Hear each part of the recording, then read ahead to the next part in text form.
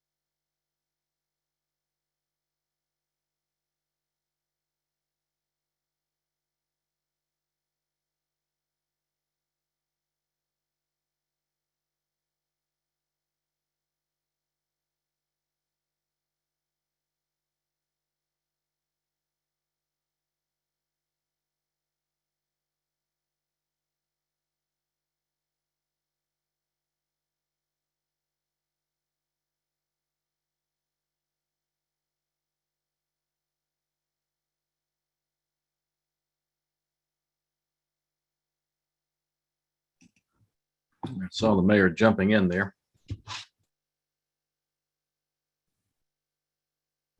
Hey, Chuck. There he is. Do you want to get started pretty soon, or you wait until 12:15? I wasn't sure of the timing today. Yeah, I think we'll go ahead and get started. I think at this moment I don't see our county commissioner representative unless Benny is doing that. But I think everybody else is here. I think Julie Thomas was planning to be here, Chuck. Okay. Well, I'll watch for Julie, but we'll go ahead and get going since we put out that we would start at noon here. So we will get started. Welcome everybody to our update on COVID-19 in the city of Bloomington, Monroe County, Indiana University, and Indiana University Health. We will begin with some opening comments, starting with Mayor John Hamilton. Thanks a lot. Y'all can hear me okay, I hope.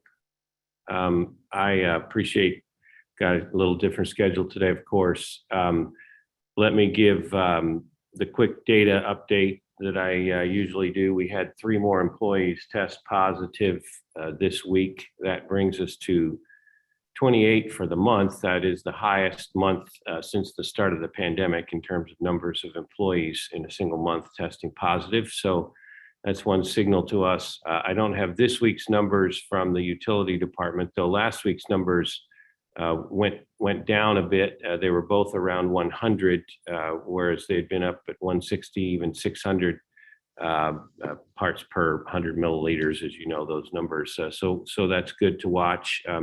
We continue to prepare for the Occupational Safety and Health Administration, the OSHA rules.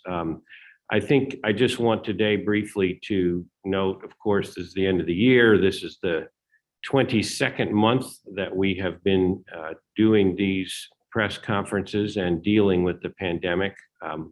Looking back 1 year, of course, it was an exciting time after a very tumultuous and momentous and challenging 2020. We had the vaccines arriving as this year began in 2021, offering the solution.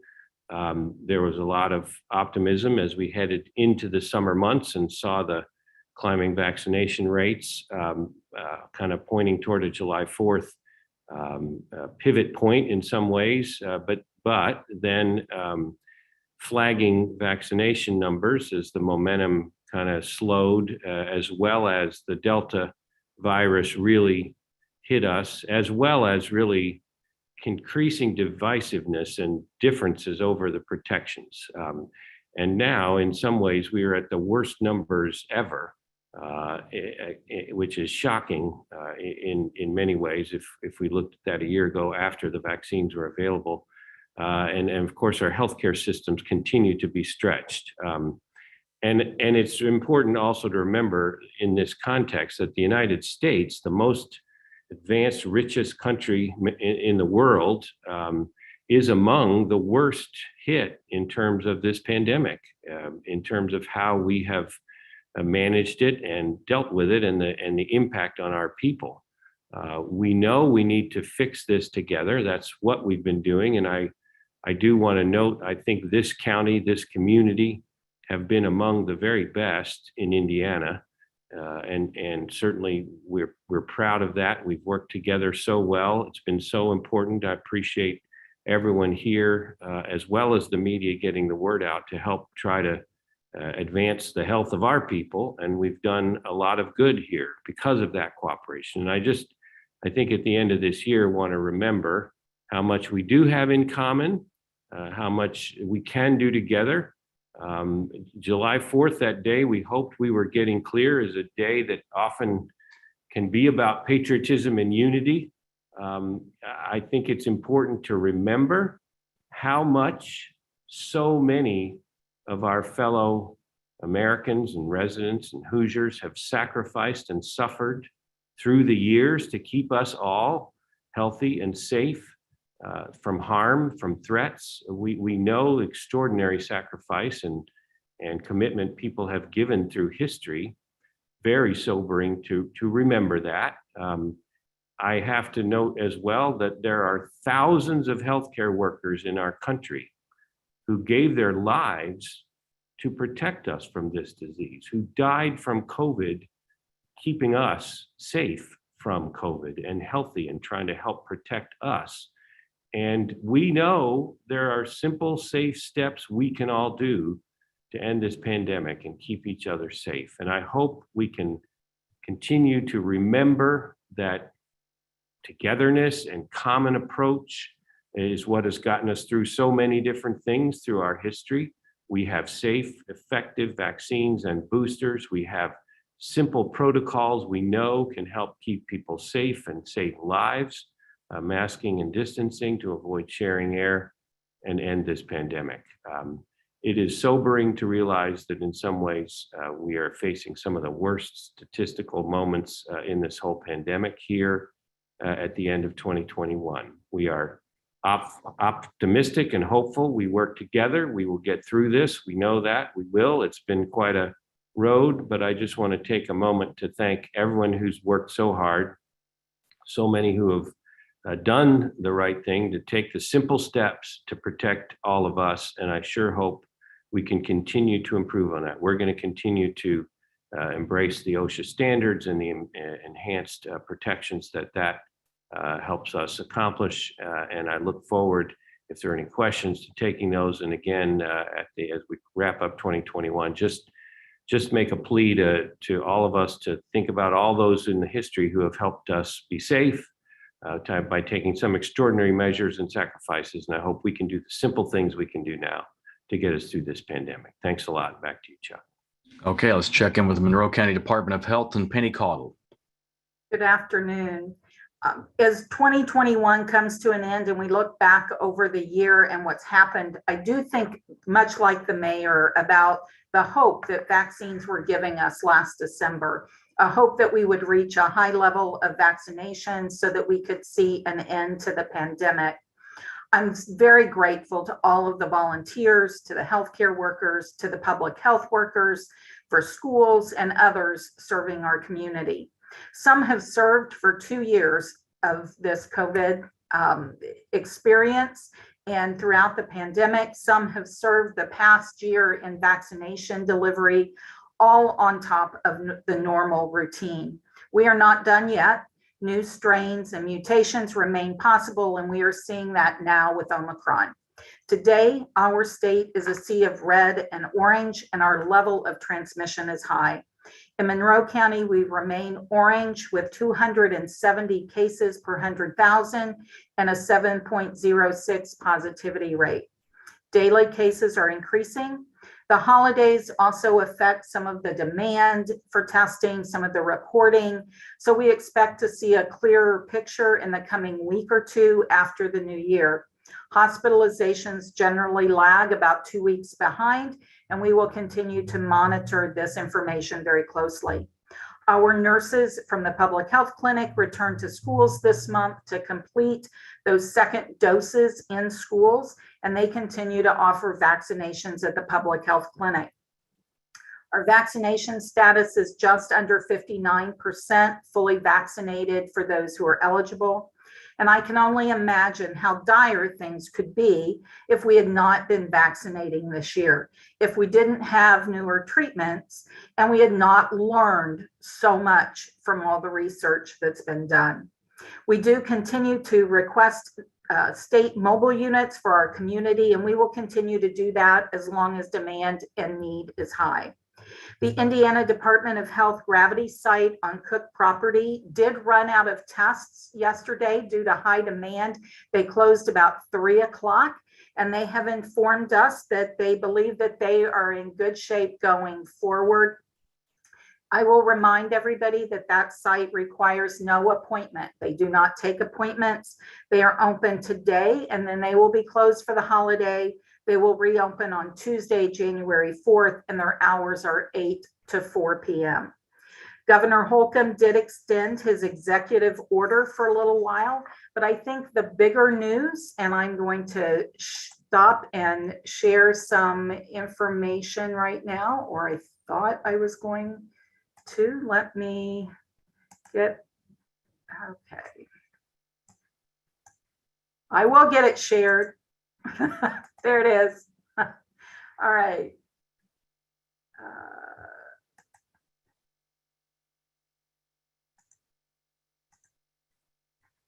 Okay. All right. So the big news is that the CDC has changed isolation and quarantine guidelines. And at this time, early childhood and healthcare worker guidance is not affected by this change. K through 12 guidance from the CDC is forthcoming as well. The Indiana Department of Health has issued K through 12 guidance that encompasses this new timeline, but I also will just remind everybody that this could change a little bit as things are still being assessed and evaluated. So here's what you need to know about what's new. If you test positive for COVID-19, so you are ill, you are infected, you need to isolate. The difference, what has changed, and this is regardless of your vaccination status, if you are positive for COVID-19, you need to stay home and away from others for 5 days. That's the change. It used to be 10 days. It is now 5.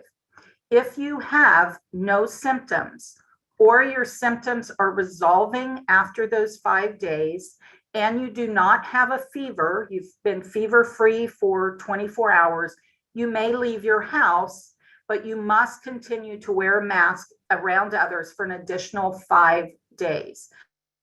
So we still have that 10 days really of masking, if you will, but 5 days to stay home. Remember that 5 days could be longer if you're symptomatic and your symptoms aren't resolving, if you still have a fever after 5 days. So that 5 days is a minimum. And you do need to continue to wear your mask around your mouth and nose, a well-fitting mask for full 10 days. If you have a fever, continue to stay home, as I mentioned before. So that's what you do. If you are positive, you isolate. If you were exposed, you're a close contact to someone with COVID-19, then that's where quarantine comes in. And this is where it can also get a little tricky. If you have been boosted. You are fully vaccinated. You've completed your 2 series of Pfizer or Moderna. You've completed your J&J vaccine, and you've been eligible to get that booster and you've received it. Or if you are fully vaccinated with Pfizer or Moderna, but you're within that 6-month period, so you can't yet get your booster, or you've completed your J&J vaccine and you're in that 2-month period where you can't yet be boosted. So you are fully vaccinated or you're fully vaccinated and boosted. You do not have to quarantine away from others, but you do need to wear your mask, again, correctly over your nose and mouth for a full 10 days. At day 5, if you're able to be tested, please do so. And if you develop symptoms at any time, get a test and stay home. If your test is positive, then you move into that isolation period. And I will just say, we'll go back for isolation for one moment, and even for quarantine. The day that you are exposed or the day that you test positive is day 0. Your 5-day count starts the next day, okay? And then you would be out on day 6. If you are exposed, you're a close contact to somebody with COVID-19. If you have completed your series of Moderna or Pfizer over 6 months ago, but you are not boosted, if you have completed your primary series of Johnson & Johnson over 2 months ago and not boosted, or if you are unvaccinated, then you do need to stay home and quarantine for 5 days. Remember, that used to be up to 14 and it had dropped back a little bit. So you will, if you are unvaccinated or you you're fully vaccinated but eligible for boosting, have not boosted, then you need to quarantine for 5 days. After that 5 days, if you're still asymptomatic, you've not developed symptoms, you may continue to wear your mask. Well, you may go around others, but you must continue to wear your mask for an additional 5 days. If you can test on day 5, please do so. If you develop symptoms, again, you need to stay home. Now, you will also read that if you can't quarantine, you must wear a mask for 10 days. And that is intended to be for people who absolutely cannot quarantine for some reason. It's not because you don't want to quarantine for 10 days. All right, I'm going to stop my share, I think. All right. I don't think we ever saw it on. Oh, did you not? Great. No, if you wanted to send those. I will. Yeah. Okay. Well, sorry about that. I do apologize. It is extremely important to remember to pay attention to the full 10 days of masking, even though the actual time for isolation or quarantine may only be 5 days or so. As I've looked back, I've also seen continuous holidays, events, festivities that create increased transmission, and then we have to rebound from them, right? They increase our numbers and our rates, and then we have to rebound. The fact is that we have the tools if we use them well. We can reduce the risks of infection and we can overcome this pandemic. The tools in the toolbox continue to increase. We can continue to mask, wash our hands, use distancing, vaccination, follow isolation and quarantine guidance correctly, test as needed, and if infected, talk to your provider to assess options for treatment. The new year is fast approaching. Will we come together in 2022 to conquer this pandemic, or will we let it further divide us? I saw a quote today, and for the new year, I thought it was appropriate to share. Your present circumstances don't determine where you go. They merely determine where you start. So let's start here today and find our way out of this pandemic together. Thank you, and I'll send those slides to you, Chuck, and we can share those. Sorry about that. No problem. Okay, let's next check in with the Monroe County Commissioners and Julie Thomas. All right, good afternoon, everyone. Thanks again for being here, all of you today. Really appreciate it. Just a reminder that Monroe County government is offering assistance to residents of our community through the Township Assistance Fund, and that is our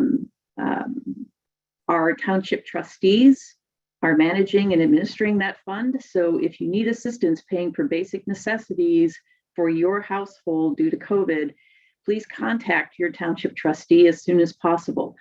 Every county resident lives in the township, whether they live in the city, a town, or neither. And you can find your trustee via 211 or 211.in.org.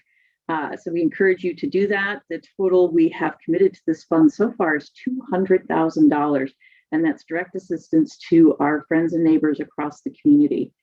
Also, a reminder to sign up for the resident alert system, and that is on Monroe County's homepage, co.monroe.in.us.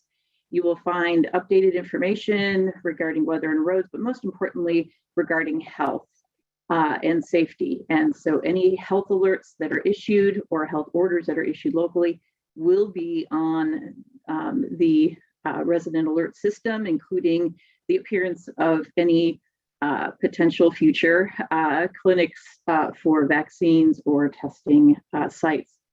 Also, just thank you again to our community. 2022 is not what we thought it would be. I know that, we all know that, and we're disappointed, and I get it. But we have a fabulous health community here that has really gotten us through this pandemic, and we cannot thank them enough. Our health workers, our essential workers, they have given so much. And the question is, what can we do for them? And Ms. Caudill outlined what we can do for them, and that is to get vaccinated, get a booster when it's your time, mask up, keep socially distant, and just put off those holiday parties for another few months if you can. Let's get through this together. We've been resilient. We've experienced sorrow and anxiety as a community, but it is really important that we move forward into 2022 with the best possible scenario for our health environment and for our community as a whole. We want to return to normal, but COVID is holding on. And so normal is going to have to be paused for a little longer, and that stinks and it's awful and nobody wants it that way. But it's really important that we all do everything we can and continue to do everything we can to protect our community and our loved ones. And so thank you again to all of our health workers, everyone who is an essential worker, who has gotten us to this point so far. And a huge thank you to those who continue to mask up and have been vaccinated and are doing everything they can to make our community stronger and more resilient. And we'll take questions. Thanks. Okay, let's next check in with Brian Shockney at IU Health. Good afternoon, everyone. Thank you for being here. And thank you for changing your schedules to join us on Thursday rather than Friday of this week. We appreciate that. Our status today in the IU Health South Central region is very concerning. We continue to see a high volume of COVID-19 inpatients across IU Health South Central region, which continues to reflect the same trend in the numbers between IU Health Bloomington and Monroe Hospital as well. A region COVID inpatient graphic shows that unvaccinated people continue to make up the majority of individuals who need hospitalizations when they have COVID-19. The past year has been filled with ups and downs in terms of COVID-19, and the resiliency I've seen from our healthcare workers has been awe-inspiring. However, our teams can only endure so much. 2021 was what many were considering the light at the end of the tunnel at the end of 2020. And that was largely due in fact that we finally had a vaccine to help fight COVID-19. But vaccination numbers have not reached the levels needed to optimize the protection that vaccines can provide. And this has made it impossible for our teams to get a break during this pandemic, specifically during these last 2 waves. This stress and exhaustion healthcare workers are dealing with due to this pandemic is significant, and it is real. In fact, in recent WTHR article and a CDC website reports 2021 could be the nation's deadliest year. They reported that COVID-19 was the underlying cause in over 370,000 deaths in the US in 2020. Compared this to this year, which is already over 380,000 deaths due to COVID. We've already seen 356 people die in the United States, and our tallies for November and December are not finalized. COVID actually became the number 3 cause of death in the nation, behind heart disease and cancer, 2 diseases that we continued to fight and that most of us are very familiar with loved ones who have suffered from heart disease and cancer. This pandemic is far from over, and I'd like to take a moment to thank everyone in the healthcare field for continuing to help others, even during the most extreme circumstances. Our U.S. healthcare workers are heroes in this continuous battle. They deserve all of our praise, our honor, and heroes recognition. And this can be accomplished through the recognition that this virus is real and it is impacting the health of Hoosiers. Through this surge, we are also incredibly grateful we made the transition to the new IU Health Bloomington. Our legacy IU Health Bloomington Hospital was able to continue to support facilities across the state as we were able to repurpose equipment to help respond to increased cases and censuses across this region and across the state at other IU Health hospitals and non-IU Health hospitals. 2 of our own IU Health hospitals received patient beds, bedside tables, monitors, negative pressure machines, many other pieces of equipment that allowed them to expand beyond the original pandemic surges and care for additional patients in their communities. And we were able to transfer chairs and other equipment to expand our Bedford, IU Health Bedford care as well in testing sites here in Bloomington. A non-IU Health hospital received additional beds for caring for critical patients, which reduced the number of transfers into our Bloomington hospital to relieve the care of patients that we're seeing in record numbers. We were able to bring additional beds, monitors, supply carts, supplies, and other necessary items from the legacy hospital here as well. This was all due to the fact that we are caring for record numbers of patients since this pandemic began. Had we not moved, we would have not been able to do this. This additional equipment has been critical in our ability to respond to this surge. I'd like to finish by thanking everyone who followed safety precautions over this past holiday season, such as wearing a mask, social distancing, and regularly washing your hands when celebrating with others. It's important to remember that just because special occasions aren't exactly like they were last year and years past doesn't mean they're any less special. Seeing loved ones and bonding through traditions are important, and you can do them while still protecting yourself and doing them virtually and doing them in smaller groups.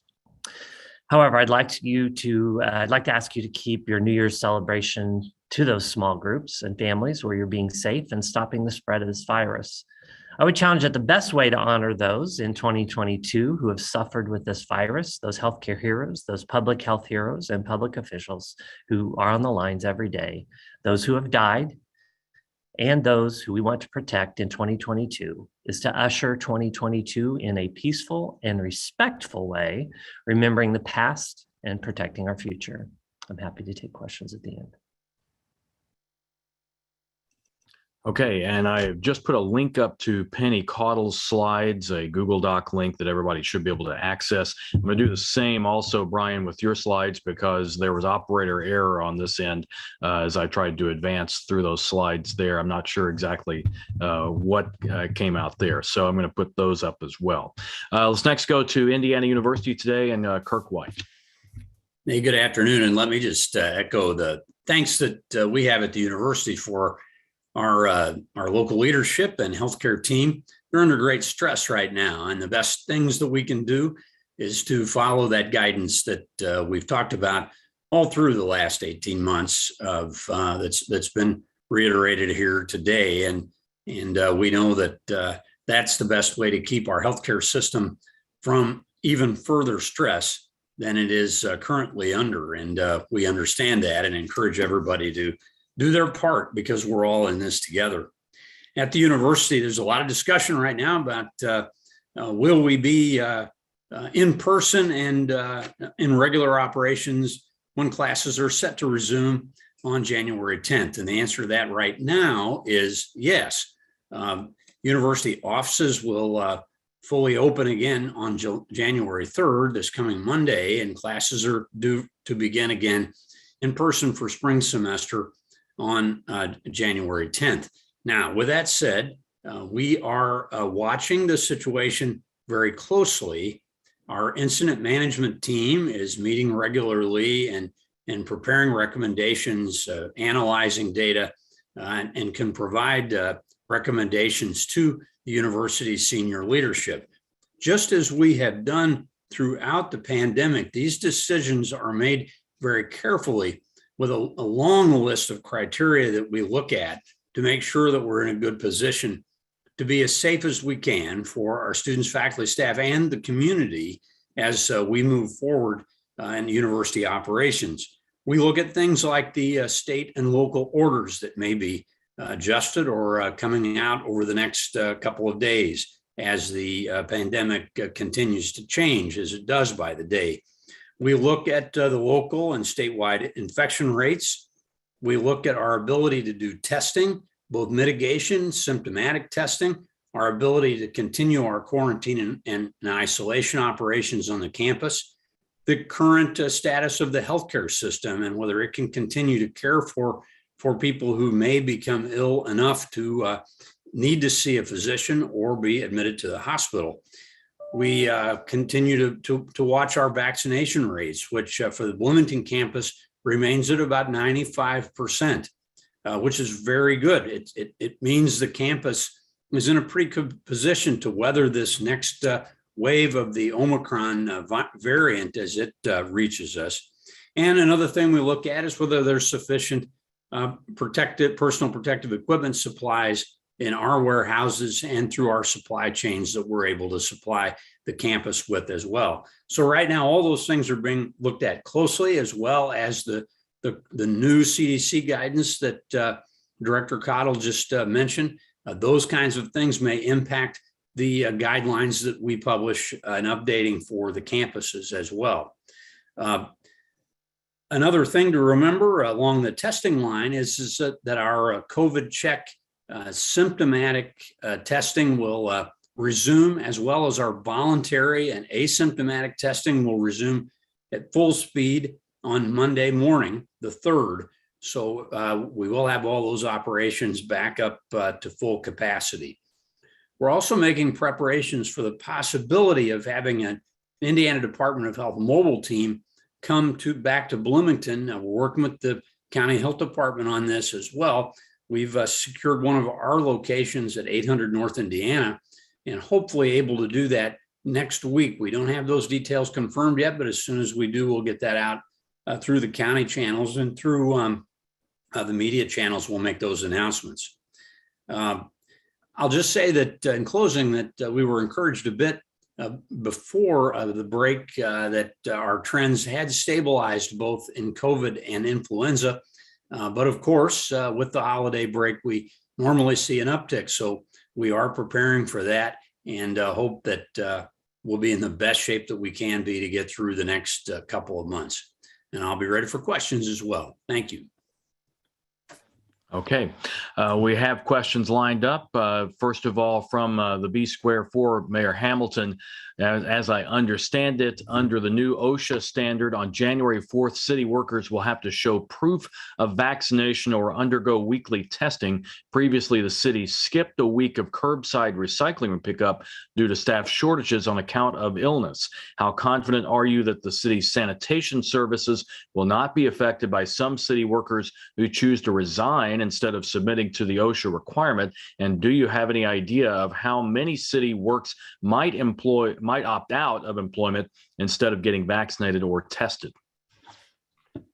Thanks for the question. We are confident we will continue to provide basic city services as we have throughout this pandemic. But you're right, we are implementing the OSHA Occupational Safety and Health Administration rules starting next week. I expect we will have some 20 minutes, I think. transition period. We will have some Very bad. transition period as we go through that. But we know, the main thing that keeps the services available to our community is the employees getting vaccinated, protecting themselves, protecting each other, getting the testing if they're not vaccinated. So we'll continue to implement that. We lost an employee to death from COVID during this pandemic, and we've had mid-hundreds, 150 or so positive testing. So we are committed to keeping everybody safe, and we'll move forward with that. But I'm confident we'll be able to keep providing the services as all our employees have done a heroic job during this pandemic. Another question from the B Square for Brian Shockney. Can you give us some idea of what percentage of the hospital beds at the new IU Health facility are still available? Can that be broken down by ICU beds as well? So we have expanded, as we did in the other surges, our bed capacity to include other beds besides what are designated inpatient beds. Our new hospital is acuity adaptable, so we continuously flex from acuity ICU into our PCU or step down from ICU levels. So we have an ICU unit, but we also flex those beds accordingly. So I can't give you a specific number. Every day we have anywhere from 20 discharges, and then we'll have 25 or more admissions. So the beds and the patients are continuously circulating. But what I can tell you is that we are utilizing, for example, our new ORU beds, their private rooms that before were, even in our legacy hospital, were curtains. They're private rooms that are mainly for patients who are getting surgery. So they start and end their procedures there. We have stopped our procedures except for emergent procedures, and therefore those rooms are now being used for caring for inpatients, including our COVID patients. So we are beyond our bed capacity. If you want to talk about what was designated for inpatient beds, I think there's probably every hospital in the state is at that point as well. Okay. Another question, this one for Patrick McGurr for Kirk. Will there be an increase in quarantine capacity on the Bloomington campus in anticipation of a post-holiday rise in cases? We will have approximately 260 quarantine and isolation beds available if need be. And we do have some flexible capacity to expand that just a bit, just as the hospital does. We have some contingency plans along those lines as well. So we've never hit that max throughout the whole pandemic. And the fact that if you are fully vaccinated, you don't need to quarantine, has allowed us to be able to flex into more isolation because we're not using as much quarantine space as we were before the vaccines came on board. So we're in pretty good shape along those lines, I think. Okay. We're waiting for our next question. And as we do, remind you that we will be back planning on in 2 weeks on January 14th at our normal time, 1:15. Here is a question from Patrick McGurr again for Brian. You've expressed concern about our healthcare workers many times. Can they withstand another wave? Yeah, and I would point you to Katie Howe, our Director of Emergency Services and Trauma Services. She did a recent interview. I believe it was with Fox 59, may have been with WTIU, but it was a really great interview about how, one of the things she said is what we've been saying for some time is we all got into healthcare to care for others. It's our mission, it's our passion. We come every day to work to do that. But it does have its effects on us. And while we care for our patients and do our work during our work time, when we go home, it is when we still have to face that high stress level. We never leave it. We never leave the fears of COVID. We never leave the fears and the anxiety and the care for others. And so that's the toll that it's taking on healthcare workers. But yes, I have full belief that our healthcare workers will withstand the surge as they have in the past.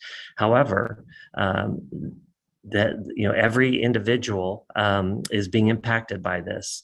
I will not. I will tell you that when you watch numerous of people, their lives being affected, their health to live a full life being affected, and people dying, and all of that could have been prevented with a vaccine or precautions that we know work. That's very hard. It's hard on all of us.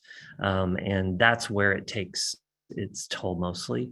We have great workers. We have great healthcare workers that they're in the fight. They work hard. They sweat. They know when they come in every day, they're going to work hard, and they're just doing a fantastic job. It's the emotional toll of knowing that there's a better way. That's where I worry about our healthcare workers, and if they can keep that status, their mental health healthy when they have to see that day in and day out. And Robin Lasik of IU Health tells us that the interview with Katie Howe was on NPR's Here and Now program, actually. So you can find that online at the Here and Now website for certain. Again, happy to take another question or so as we still have a little bit of time. We'll wait a moment here. Mayor Hamilton, you want to throw something in?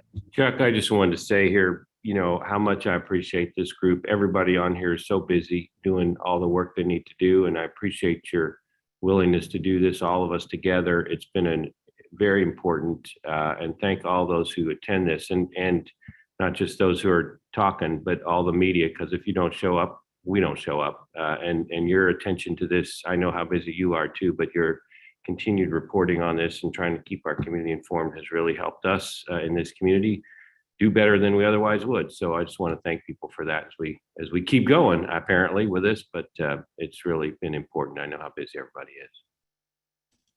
Absolutely do appreciate the media showing up and reporting on this every week when we do it weekly, every 2 weeks when we do it on a bi-weekly basis. It does make a difference, and it does help us get the word out on important matters for sure.